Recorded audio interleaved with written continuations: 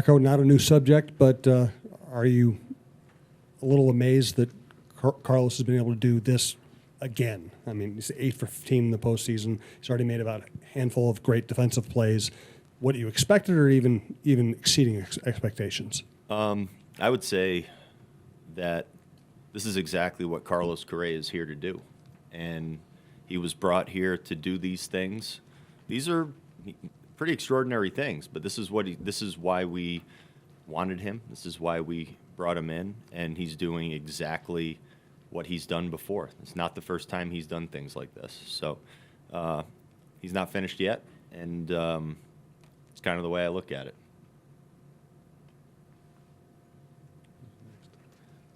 Go in the middle. Rocco, what do you think Kep and Polo have been to this organization for 14 years now? It's been that long, huh? I mean, they've seen so many different versions of the club.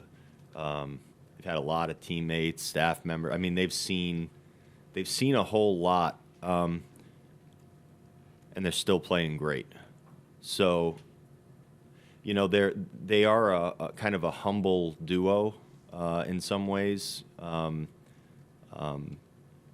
They never get that entitled. You know, when you spend a long time in a certain place, there's not an iota of that entitledness that can come sometimes when you've been in a place. I mean, we've all probably felt these feelings before when you get super comfortable in a spot.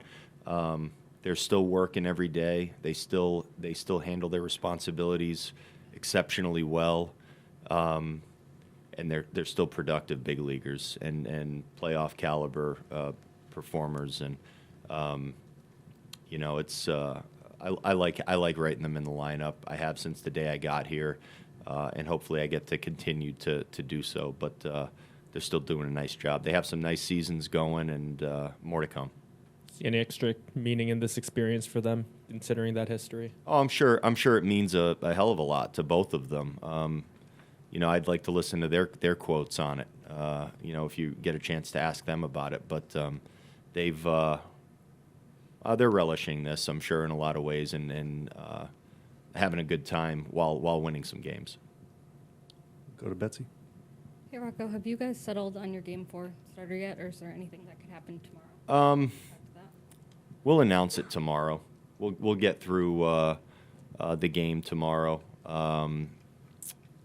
Maybe before the game. I'm not sure exactly, but we're still going to chat a little bit about a few things and then announce. Go ahead.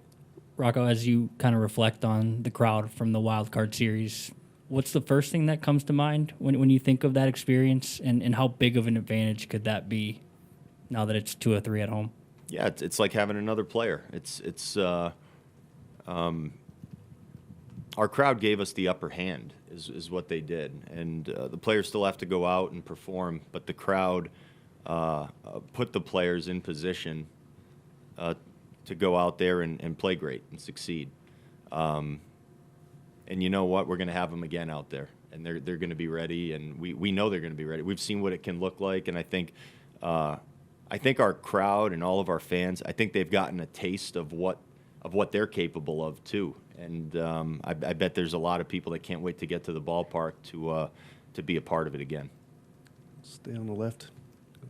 Rocco, how advantageous is the situation just with the next 2 at home, best of 3, and you know you've got Pablo for a Game 5 if need be, and you've got Sonny going tomorrow? Yeah, I truly believe, especially when playing against, you know, really good teams and really good competition and in playoff environments, I really don't like to look ahead too much. I don't really want to look ahead to Game 4, Game 5 at all. I think one thing that has helped us big time has been just worrying about the next game. Just worry about planning, game planning, preparing physically, mentally. Our players and our staff have done a good job of that, and I think it's kept us grounded and ready to go. You know, every win you get at this time of the year is very important. And if you can grab a win in the most recent game, it sets you up going forward in one way, shape, or form. But I'm not going to look too far ahead and place too much on it at this point. Go on the back left. Rocco, going back to Carlos and what he means, can there a player be like that kind of put confidence in the rest of the players, showing them that this is how it can be done? And every time he's on base, he's looking at the dugout, encouraging them and trying to bring everybody along with him. Is there something to that? He's been doing that since the first day he showed up here. A lot of people are recognizing it now and getting to see it because we are playing in the playoffs. These are big games. Everybody's watching. He's elevating his play and the team's play in this situation.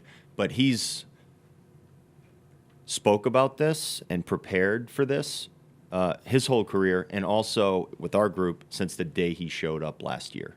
So he has, and he was very serious about it. We talked endlessly about the first day Carlos Correa showed up in our locker room, and that was in Fort Myers.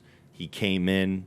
The second he got there, it wasn't about hugs and dropping his equipment off and laughing and all that stuff. He could have cared less about that.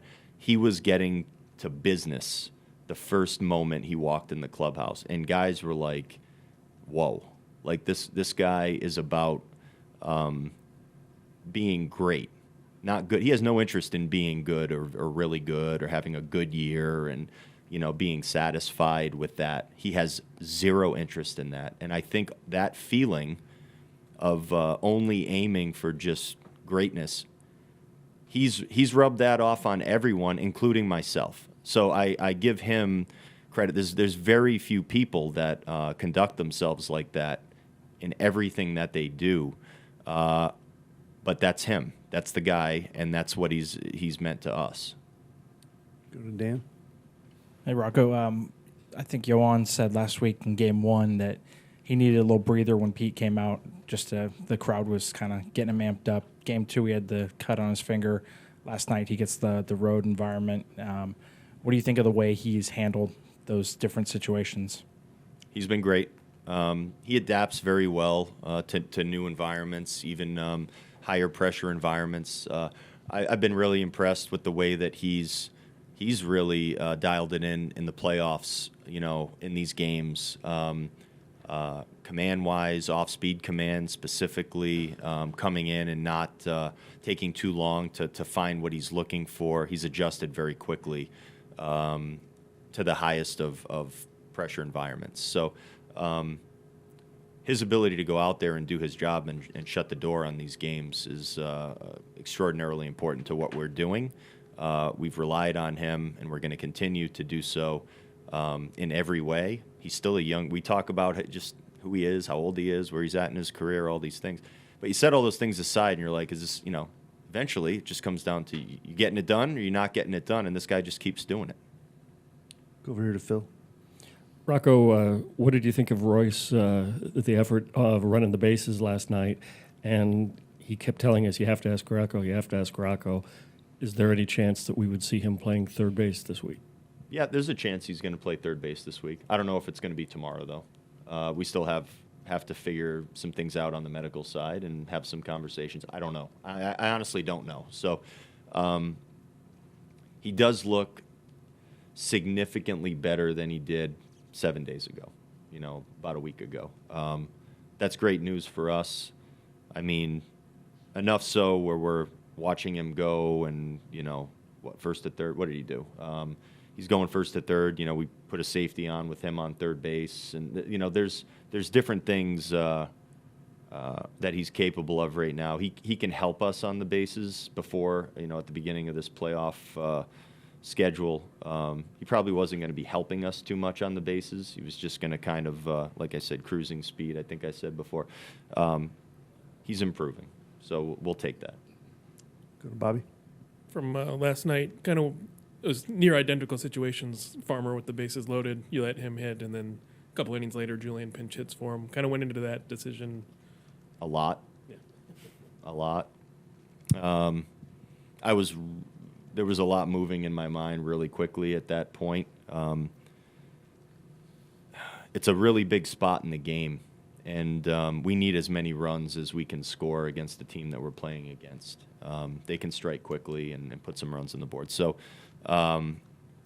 also, Kyle Farmer's as good of a defender as you're going to really find, as reliable and steady and cool on the field in every situation as any player in the world that you could imagine. With a lead, he is one of the few guys. It's like you really, really do not want to take this guy out of the game. And I bet all of our guys in the dugout are also thinking, like, we don't want to take Farmer out of the game. This is the guy, when you're ahead and you need to make plays. So all that said, I kind of waited and hesitated for a sec while they made a pitching change. Well, I made a visit out to the mound and then pulled the trigger on just getting Eddie up there because Eddie, I thought, gave us the best chance of scoring more. And Eddie went up there and had a great at bat, and we were able to utilize our bench and get Stevenson into left field. Willie Castro's a heck of a third baseman too. So we have options, and we decided to use those options and make a few things happen and get Eddie Julian to the plate. All right. Thanks for coming in, Rocco. You got it. Thanks, guys.